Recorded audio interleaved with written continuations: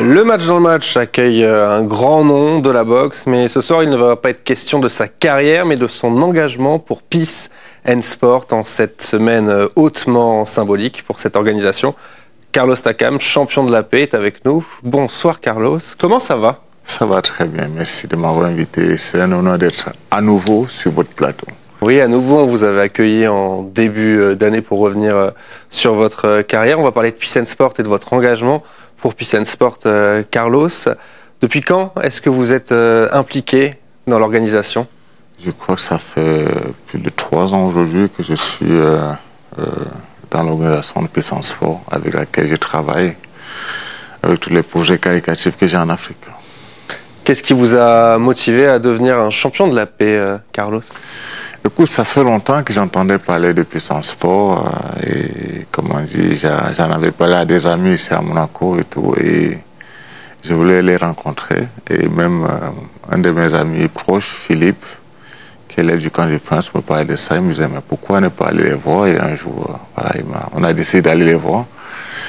Et on a discuté et on avait presque, comment dire, on s'est entendu sur pas mal de choses que j'avais déjà commencé à engager en Afrique. Et à partir de là, j'ai dit, je voudrais bien rejoindre vos rangs et travailler avec vous, collaborer avec vous dans tous les projets que j'ai en Afrique humanitaire. C'est un projet qui vous tient à cœur? Oui, c'est un projet, c'est une cause qui me tient très très à cœur parce que voilà, la cause elle est très grande et je voudrais aussi contribuer pour aider les jeunes, que ce soit dans l'éducation, dans le sport en Afrique. Vous avez également votre fondation, ça vous permet de travailler en parallèle pour votre fondation également? Exactement, j'ai ma fondation qui est basée sur l'éducation et le sport. Et avec Peace and Sport, depuis qu'on collabore ensemble, il m'aide dans pas mal de choses, comme à trouver des partenaires avec lesquels on peut travailler ensemble et tout. La fondation m'amène au Rwanda. Même avant la fondation, j'avais déjà une petite organisme en Afrique au Cameroun, juste pour l'éducation, qui m'a permis à construire une école pour les jeunes dans ma ville au Cameroun, à Douala. Carlos, cette semaine a eu lieu la 14e édition du forum Peace and Sport. Comment elle s'est déroulée cette semaine pour vous? Écoute, c'était une semaine intense, je veux dire, déjà pour moi, c'était très intense, parce que ça m'a permis de rencontrer pas mal de personnes, discuter avec pas mal de personnes qui sont venues vers moi, me voir après mon intervention, mon discours, qu'ils ont beaucoup apprécié. Donc, du coup, on s'est échangé pas mal de coordonnées et j'espère que dans l'avenir, avec ces personnes, on pourra continuer à travailler ensemble et je remercie Peace and Sport pour ça. Vous parlez du discours que vous avez prononcé. Comment ça se prépare, un discours? Franchement, je vous dis, je l'ai fait spontanément.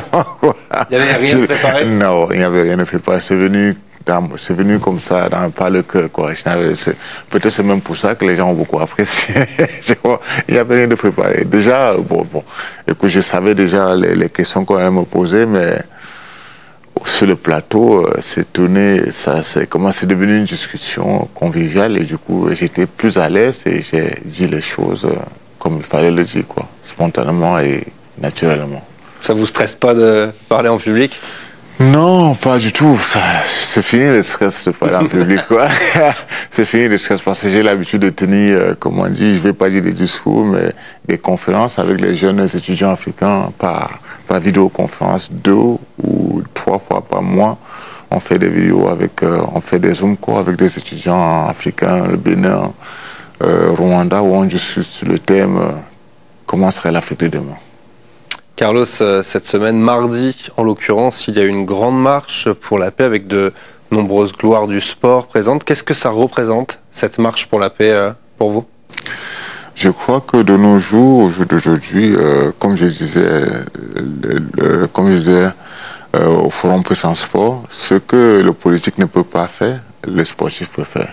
Je veux dire, s'il y a 2 pays en conflit, que les 2 partis politiques n'arrivent pas à trouver un accord, tout ça, je crois que les sportifs de toutes les 2 nations, à un moment, peuvent intervenir, selon moi, quoi. Je veux discuter ensemble et voir comment aider les 2 partis au niveau politique à s'engager pour trouver la paix. Ouais. Qu'est-ce que ça vous a fait hier de voir cette image, toutes ces personnes rassemblées devant le palais princier pour Peace and Sport? C'était très émouvant pour moi aussi, au niveau où je me rends compte qu'au fait, aujourd'hui, Peace and Sport est devenue une organisation très très grande et ça continue à grandir. Et Peace and Sport de demain, je le vois comme, je vais dire, une organisation qui aura sa place au niveau mondial, comme un peu comme l'ONU, quoi. Je veux dire, qu'il luttera contre les inégalités et contre la paix dans le monde. Pour la paix dans le monde, pardon. Tout au long de l'année, on vous parle souvent de Peace and Sport? Oui, oui, ça m'arrive. D'ailleurs, c'est quand même marrant parce que comme je suis ambassadeur aussi de la fédération WBC, la World Boxing Council, et j'ai discuté une fois de mes projets avec le président de la fédération de boxe. Et dans la discussion, il m'a parlé de Peace and Sport, en me disant que oui, tu sais, il y a un organisme à Monaco qui s'appelle Peace and Sport, tu pourras peut-être essayer de les contacter pour tout ce que tu fais en Afrique. Et ça m'a fait sourire, j'ai dit, je suis un peacemaker, quoi. J'ai fait déjà partie de l'organisme, et là, j'ai dit, ah ouais, Et hier, j'ai rencontré une Mexicaine qui travaille avec la WBC et on discutait, il me parlait de Mauricio, le président, et je lui ai fait savoir que oui, je connais très bien. Et c'est là où on m'a fait comprendre que c'est elle qui gère tout ce qui est humanité dans la WBC et c'est elle qui a parlé de Peace and Sport là, au président de la WBC, comme quoi le monde est petit, quoi. Vous avez prononcé le mot peacemaker, c'est plutôt flatteur comme terme, non? Moi, je dis toujours peacemaker. Oui. Je veux dire en parlant de nous, les sportifs qui sont engagés avec Peace and Sport, quoi. J'emploie tous ces mots en anglais, peacemaker. Parler des sportifs, à quel point le sport peut-il être un vecteur pour la paix? Si le sport, je crois que ça a sa place énorme, quoi. Le sport peut être... Il n'y a pas même de discussion à ce niveau-là, de dire à quel point le sport peut être un vecteur de la paix. Parce que je me rappelle, quand on se rappelle tous du discours de Didier Drogba à l'époque. Et il faut se dire que ce discours a changé. Ça a changé, comment dire, la Côte d'Ivoire. Les peuples ont compris. C'est que les politiciens ne pouvaient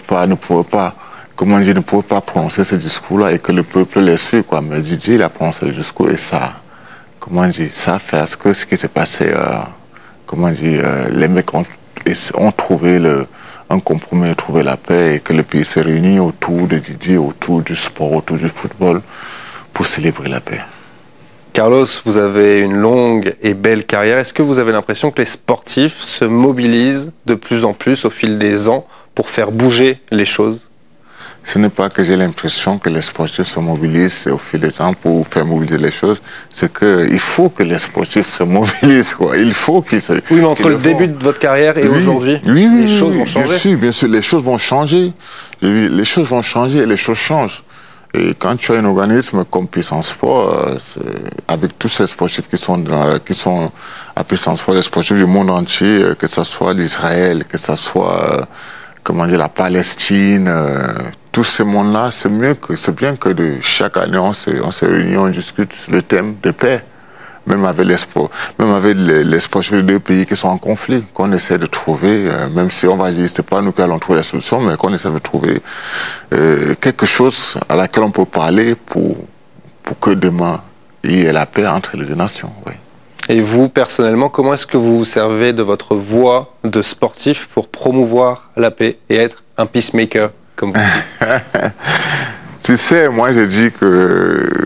Après, je sais pas, moi, c'est ce que moi je pense, quoi. Je pense que, je veux dire, la paix, ça passe aussi par l'éducation, quoi. Tu vois? Pour moi, je pense à la paix, ça passe aussi par l'éducation. Je veux dire, même avant... Quand je veux dire que deux personnes entrent en conflit, ce sont les gens bien réfléchis avant d'entrer en conflit, ils ont déjà trouvé une solution, quoi. Ouais, tu vois. Et je pense qu'au jour d'aujourd'hui, le sport s'engage de plus en plus, même au niveau des fédérations, de trouver des compromis pour des paix dans des zones de conflit. Tu vois, dans des zones de conflit. Et je pense que le sportif Et le sport ne doit pas mélanger, on ne doit pas mélanger le sport et politique. Le sport va garder sa place et la politique va garder sa place pour que demain, s'il n'y a pas de solution à gauche, pour qu'on puisse trouver une solution à droite.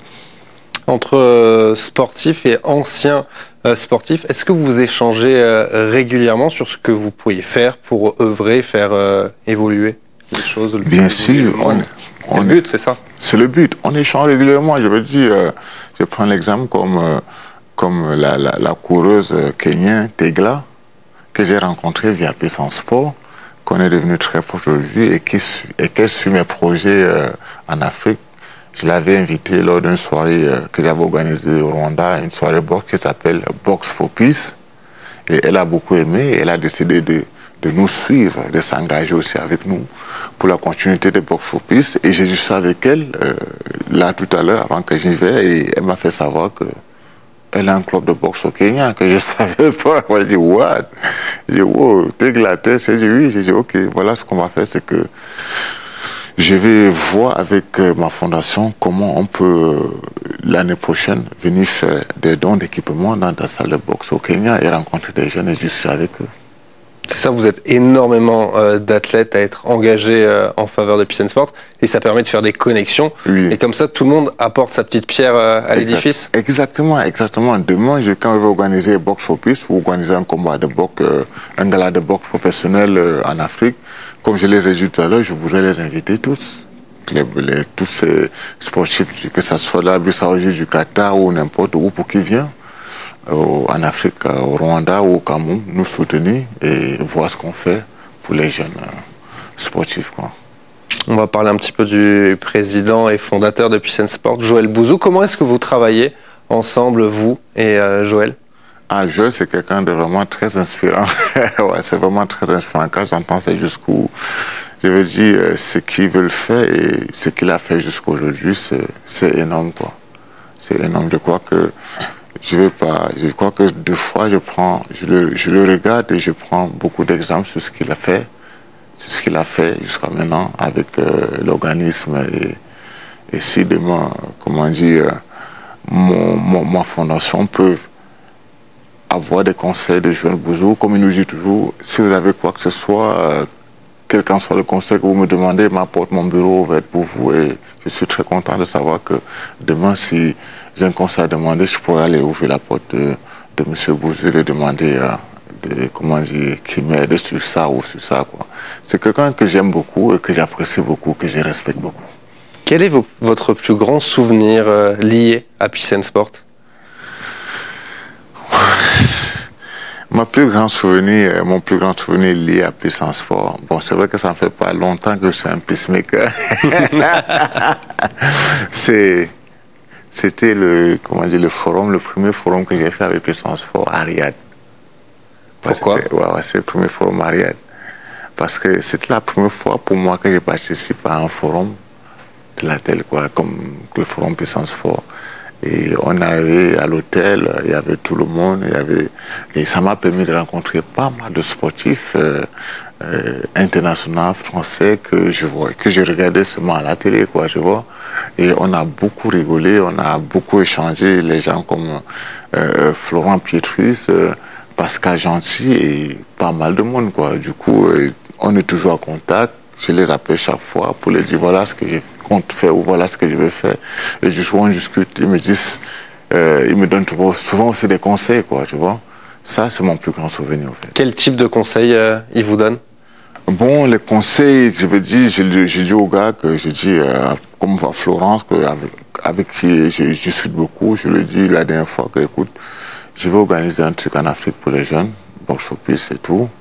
Et je lui ai demandé quelque chose, qu'est-ce que tu en penses de faire une espèce de tournoi et donner des ceintures à ces petits jeunes boxeurs amateurs pour qu'au moins eux, quand ils rentrent à la maison, ils se disent que oui, ils ont une ceinture, tu vois, de boxe professionnel.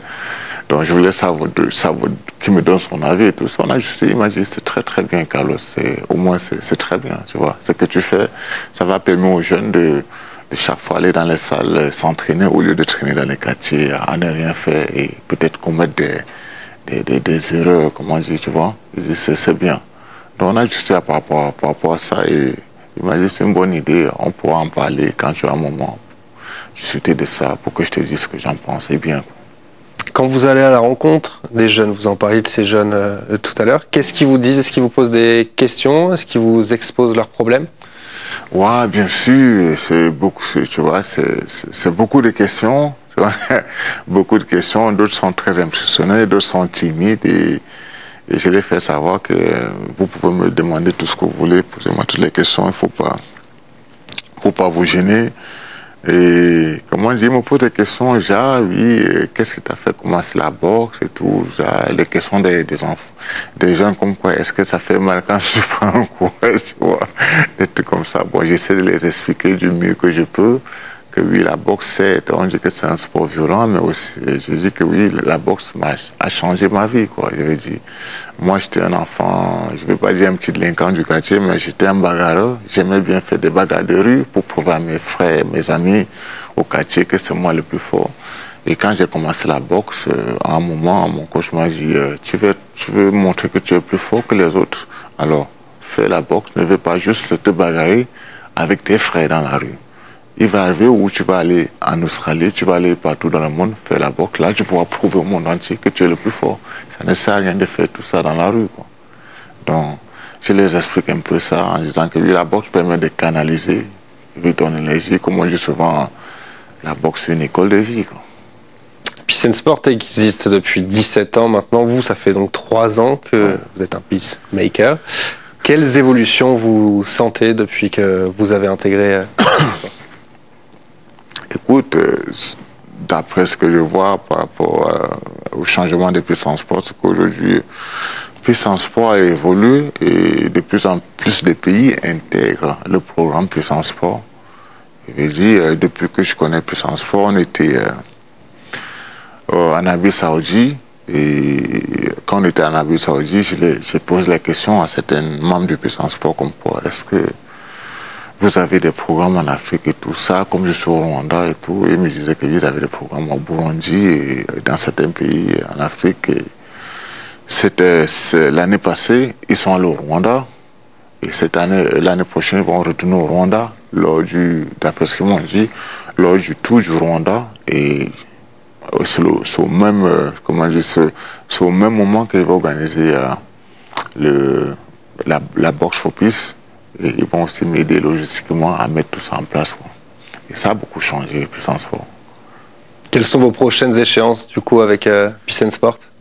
Mes prochaines échéances avec Peace and Sport, c'est Box for Peace, organisation sur Box for Peace au Rwanda, qui va réunir 3 ou 4 pays d'Afrique, Burundi, Rwanda, Kenya, ou Éthiopie, tout ça. Ça, c'est les prochaines échéances de Peace and Sport avec ma fondation en Afrique. Merci Carlos d'avoir été notre invité. Merci d'être revenu sur ce plateau de TV Monaco pour le match dans le match. Et merci à vous de nous avoir suivis. Excellente soirée à toutes et à tous sur TV Monaco. Salut.